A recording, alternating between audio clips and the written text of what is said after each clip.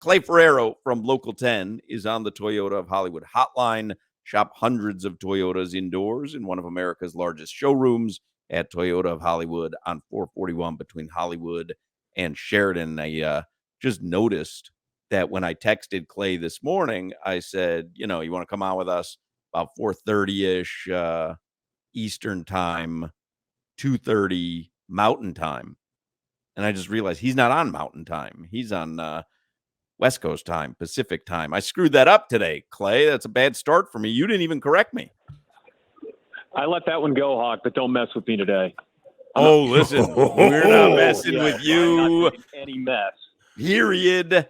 End of story. We're on the radio, obviously, but we also have a little video component on YouTube. Solana has the video. We're going to show it to me and Crowder and Solana and anybody watching on YouTube of Clay stiff-arming the VGK fan right out of the screen. This was on Local 10 Saturday night after the game. Look at that. Great radio. Look at that. I mean, you took that guy. I don't know what happened. So you're doing a live stand-up outside T-Mobile Arena. Vegas fans are obviously feeling themselves. They just won game one. And what happened? A guy got a little too close for your liking? Yeah. So, we're joking around about this, but I do want to, be fair to the situation, everybody involved.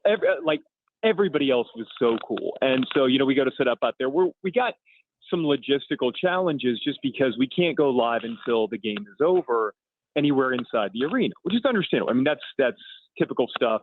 The broadcasters want to maintain their the integrity of the rights, which you understand. So we had to find somewhere to go. And so we go outside, and the atmosphere on the plaza is amazing. It's incredible. It's kind of like what do they call it, Raptor Land, or I don't know what it's called in Toronto for all the Toronto Jurassic Raptors Park. teams, where you see all the fans. Yeah, Dress Park. Yeah. So it's something like that.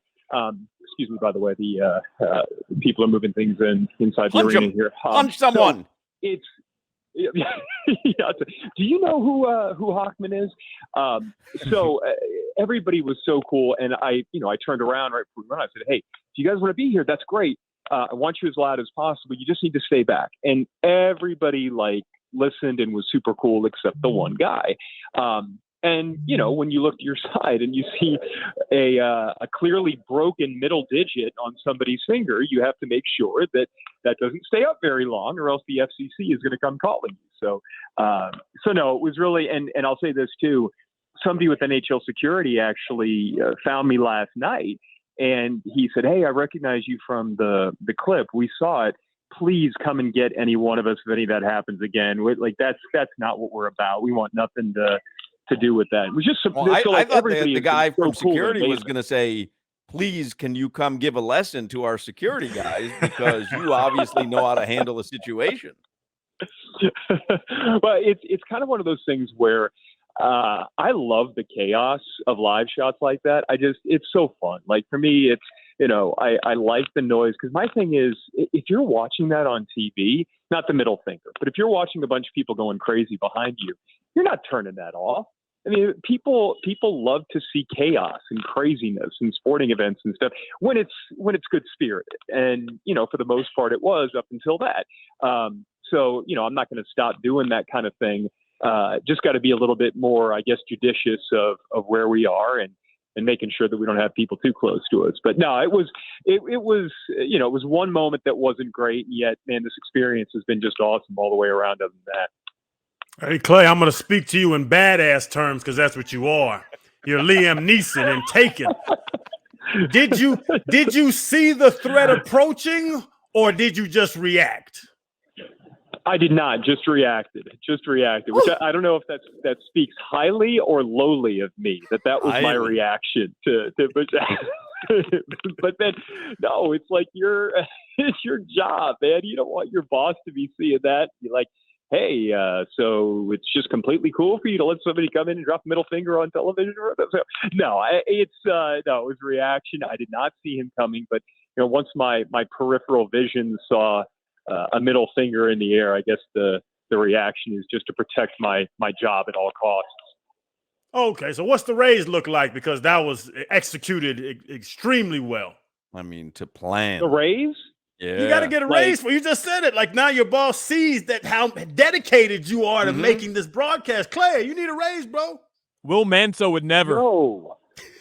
That's what I'll go with.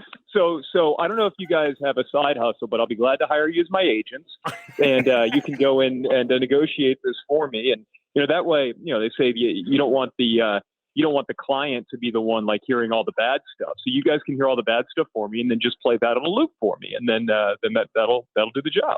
Well, I will tell you, I have not seen a media ass kicking like that since Vic Bermuda has kicked the crap out of Sid Rosenberg in the back of a taxi. Does this exist somewhere? I feel like I need to see this. Still photos. There's no video, but still photos. Clay, exist. But it lives rent free in my mind because I was in the taxi. For real, man. That's Clay how have I not Ferraro, heard this story before? Yeah, it's a doozy. It's a doozy. Clay Ferraro on Local 10. So he's in Vegas. The game one Saturday night. They lost, but Paul Maurice, we played the audio of him where he says, let's just relax. Used a little saltier language. What was your takeaway from game one? Are you nervous about this series, or was like, hey, that could have gone either way? No, I'm not nervous. I mean, look, you don't want to lose a game, and yet I didn't feel like there was anything in that game where you came away saying, "Oh, they're not going to be able to solve this. They're in trouble." And it even felt like to me, the Panthers controlled a large portion of that game outside of like when you start with the goal at the Marchessault goal, and then you go through the next, 10, 15 minutes of ice time up until the second goal for Vegas. That's when it felt like Vegas really controlled things. And then obviously at the end of the game. But for the rest of it, it felt like the Cats were getting great chances. Obviously they hit the post a few times and the crossbar, and they had the insane save by Aiden Hill. So like you can say that with any game, right? You can say, oh, well, if this happens and this happens and this happens, well, then, maybe it's a different game. And yet I think you do have to look at that and say, okay, they're not overmatched. It's clearly going to be an evenly matched series. And, a few breaks go the other way and you feel pretty good about yourself. So no, nothing that you're nervous about other than the fact that you're down 1-0. And Clay, does the physicality, the little nastiness, little chippiness, is that an advantage for either team? I know Vegas has a bigger defensive line, and yet it felt to me like when Vegas is coming out of the game chirping about how the Panthers were baiting them into stuff and whatever, it's like, no, that's just how the Panthers have played for the last few weeks and really for most of the season. So like if that's already in Vegas's head that the Cats are trying to bait them into things with this physical play, well, then they could be in trouble if they're going to have to like rouse up something to try to match the intensity the Panthers brought physically. So, I mean, what I thought was interesting was, these are two teams that don't see each other very often. It's not like they're conference rivals or anything. And yet first period of game one, they're already at each other's throats. And, so I think clearly both teams came in with the mindset to set the tone, but it felt like it was Vegas who came out of it like, oh, well, they were trying to send a message to us. And the Panthers are just like, no, that's just kind of how we play. Where'd you watch the Heat game last night? You go to a sports book? You go to that pool? Circa is the one where they got the stadium pool. Where'd you go last night? So we were just going back and forth between we're at BetMGM, Park MGM, excuse me, and which is you basically opened up right to the mouth of the arena. Yeah. So there was a little get together at one of the little. It's called Beer House, right in between here in New York. So like a lot of the media people who were here were at that, but then we had to come out and do our live hits for the 10 o'clock show and then the 11 o'clock and then the post game show. So, I was the good luck charm because when I left in the fourth quarter, that's when the big comeback started. So I clearly had to stop watching at that point because, while I was watching, they started to fall behind. So game plan for game 3 is for me to be nowhere near any television or anything like that for the game. So did you not get to see my beloved Duncan Robinson put on a show in the fourth quarter? Well, I streamed it. I brought my iPad out with me. So, but I just can't be like near a regular television, so I have to be like pretending to work. This is what I'm like too. I don't know about you guys, but like in games that are of significance, I get a lot of nervous energy, and my wife can vouch for this. Like if she needs chores done around the house, like laundry or dishes or, cleaning up our kids' mess in the playroom or whatever, she knows that game time is great because she can just put an iPad in front. I'll just walk around and like do nervous energy chores while stuff's going on. So, I have to find the nervous energy chore when I get back into South Florida for Wednesday night to be able to get that done. Hey, Clay, quickly back to the Panthers, because like right now I'm going to be down on the beach on Friday night and the Heat are playing. You're going to feel that playoff buzz. Everybody's going to have Heat jerseys on, the Panthers jerseys on, because what's going on?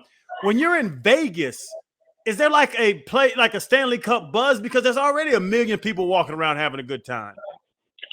There is, because people here love this team. They love, the thing with Vegas is there's always been this stigma attached to having a professional sports team. And it hasn't been up until the last few years that stigma started to erode. And now it's like full force, right? I mean, UNLV forever was their, essentially their pro sports team.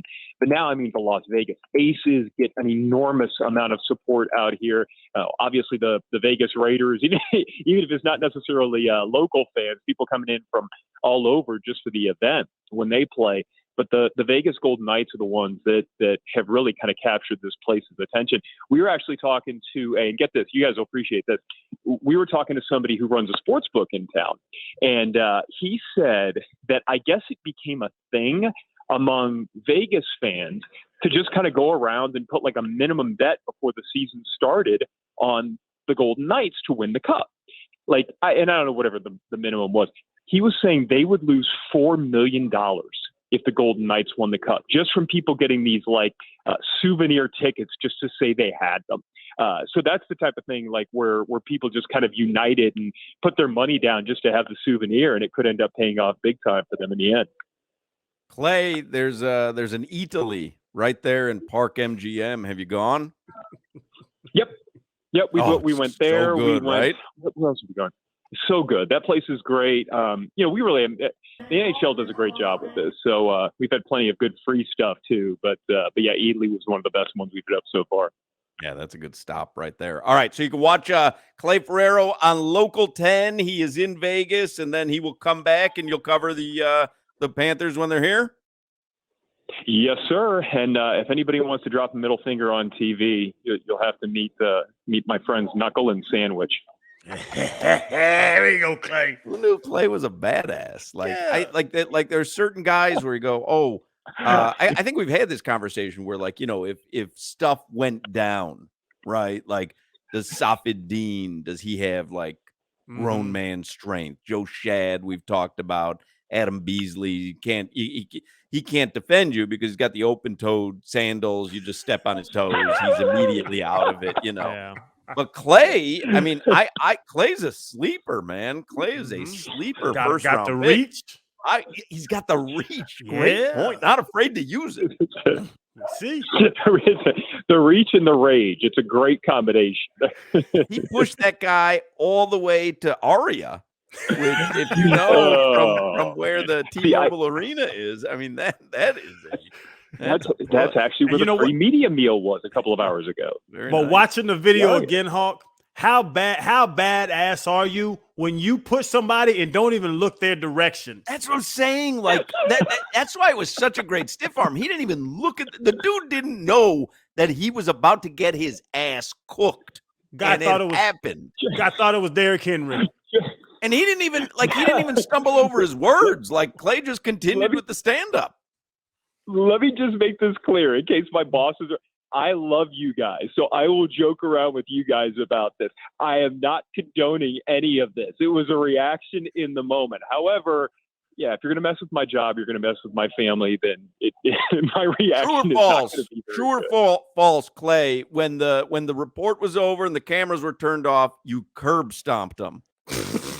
No, by that point he was gone. Thankfully, he walked away, and I have no idea. He certainly seemed like he'd had a few, but Yeah. But no, I would have walked away too. My whole thing is, I always say to myself, if somebody is filming this on their phone, they're going to post it on social media. How do I want to look? So I was just making sure, all right, if I can get away from the guy, then that's what I'm going to do. Well, you look like let Derrick the on-air Henry. stuff be You the on-air. did all right, man. There's several NFL teams looking at you, and a bunch of college coaches are checking you out in the transfer portal. He got eligibility. I do. Yeah. Nobody was calling me for college recruiting, so maybe that'll change now. All right. Clay Ferraro from Local 10. Badass. Thank you, Clay. Love you, boys. Take care. There you go. Don't get on his bad side. What? Didn't even look at me. Little did I know when I ran up on him at the arena a couple months ago, I had my life in my hands.